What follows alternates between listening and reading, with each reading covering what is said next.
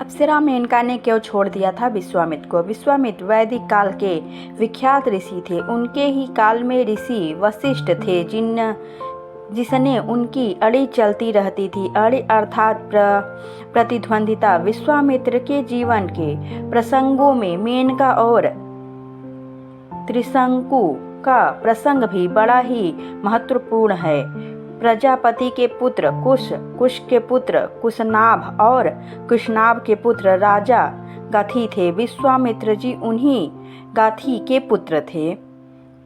ऋषि होने के पूर्व विश्वामित्र राजा थे और ऋषि वशिष्ठ से कामधेनु गाय को हड़पने के लिए उन्होंने युद्ध किया था, लेकिन वे हार गए। इस हार ने ही उन्हें घोर तपस्या के लिए प्रेरित किया। विश्वामित्र ने अपनी तपस्या के बल पर त्रिशंकु को सशरीर स्वर्ग भेज दिया था। इस तरह ऋषि विश्वामित्र के असंख्य किस्से हैं। विश्वामित्र की तपस्या और मेनका द्वारा उनकी तपस्या भंग करने की कथा जगत प्रसिद्ध है।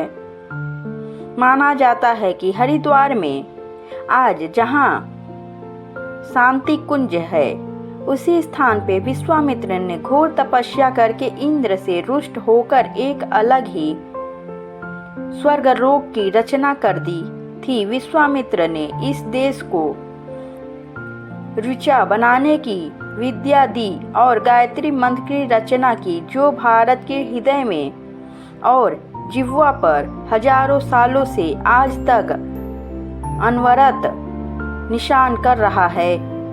राम और लक्ष्मण ने गुरु महर्षि विश्वामित्र का आश्रम बक्सर में स्थित था। इस स्थान को गंगा सुरयू संगम के निकट बताया गया है। विश्वामित्र के आश्रम को सिद्धाश्रम भी कहा जाता था।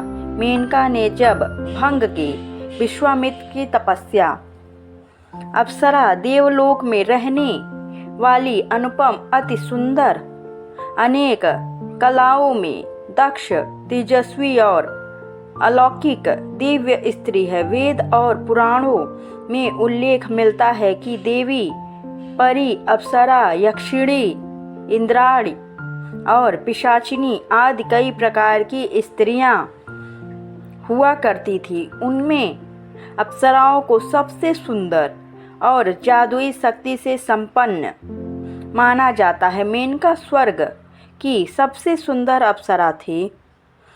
महान तपस्वी ऋषि विश्वामित्र ने नए स्वर्ग के निर्माण के लिए जब तपस्या शुरू की तो उनके तप से देवराज इंद्र ने घबराकर उनकी तपस्या भंग करने के लिए मेनका को भेजा। मेनका ने अपने रूप और सौंदर्य से तपस्या में लीन विश्वामित्र का तप भंग कर दिया। विश्वामित्र सब कुछ छोड़कर मेनका के ही प्रेम में डूब गए। उन्होंने मेनका के साथ सहवास किया। ऋषि विश्वामित्र का तप अब टूट तो चुका था, लेकिन फिर भी मेनका वापस इंद्रलोक नहीं लौटी, क्योंकि ऐसा करने पर ऋषि फिर से तपस्या आरंभ कर सकते थे। ऐसे में मेनका से विश्वामित्र ने विवाह कर लिया और मेनका से विश्वामित्र को एक सुंदर कन्या प्राप्त हुई, जिसका नाम शकुंतला रखा गया। मेनका क्यों शकुंतला और विश्वामित्र को छोड़कर चली गई। कुछ वर्षों साथ रहने के बाद मेनका के दिल में प्यार के साथ एक चिंता भी चल रही थी, और वे थी इंद्रलोक की चिंता। वह जानती थी कि उसकी अनुपस्थिति में अप्सरा, उर्वशी, रंभा आदि इंद्रलोक में आनंद उठा रही होंगी। दरअसल मेनका का धरती पर समय बिताने का वक्त पूरा हो गया था और उसे जो लक्ष्य दिया था वह भी पूरा हो चुका था। इसलिए मेनका अपने पति और बेटी को छोड़कर पुनः इंद्रलोक चली गई थी। जब शकुंतला छोटी थी। तभी एक दिन मेनका उसे और विश्वामित्र को छोड़कर फिर से इंद्रलोक चली गई।